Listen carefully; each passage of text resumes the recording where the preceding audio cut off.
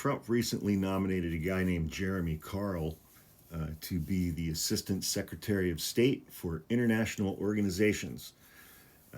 Since the time of his nomination, Jeremy Carl has deleted thousands of inflammatory social media posts that praised January 6th rioters and called for the execution of American Federation of Teachers President Randi Weingarten. The hell did she ever do to this guy? In a report on Thursday, CNN said that Jeremy Carl's posts were uncovered even though he deleted them from Twitter and had also asked for them to be removed from the Internet Archive's Wayback Machine. Carl wrote in 2023 that January 6 defendants were more oppressed than Black Americans under Jim Crow. He later said that American Federation of Teachers President Randi Weingarten should be, quote, tried for crimes against America's children and would get the death penalty, close quote. I'm guessing that has to do with COVID.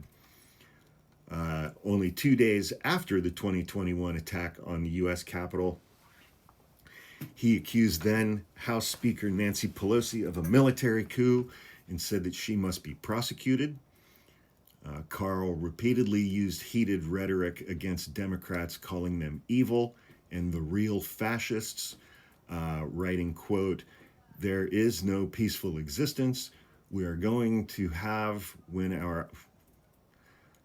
This, again, more bad writing. There is no peaceful coexistence we are going to have when our opposition is led by people like this. We either win or we die. According to this gentleman, Mr. Carl, white people who celebrated Juneteenth had, quote, already surrendered. Doesn't sound to me like he likes black people very much. Writing, quote, imagine thinking the Great Replacement is a conspiracy theory, he wrote in 2021, referring to the racist theory that white people are being replaced by minorities in the United States. He also believes that that whole Great Replacement theory is being controlled by the Jews, replacing white people. He also wrote, I would rather be a black man on trial for the assault of a white man in 1930s rural Mississippi than I would be a right-winger in D.C. today on trial for political crimes. He wrote that after members of the Proud Boys were found guilty of seditious conspiracy for the January 6th attack. The amazing thing about those cases was that the Proud Boys wrote all of that stuff down in a document that they made into a PDF and put it out everywhere over the internet. I think it was called like Project 1776 or something.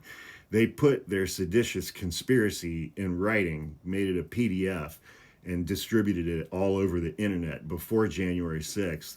And so, like, when prosecutors brought them to trial, they were like, do you recognize this document? Is this the document where you wrote down your seditious conspiracy plans? Uh-huh. And then did you make that into a PDF? Yes, we did. And then did you post that document all over the internet? Yeah, we did. And you did that before January 6th, right? Yeah, we did that.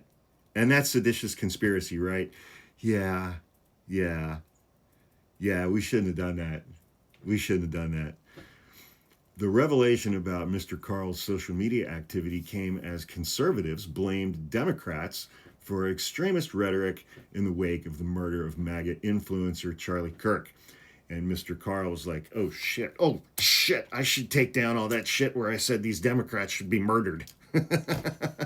I should take down the racist stuff too? Okay, I'll delete that too.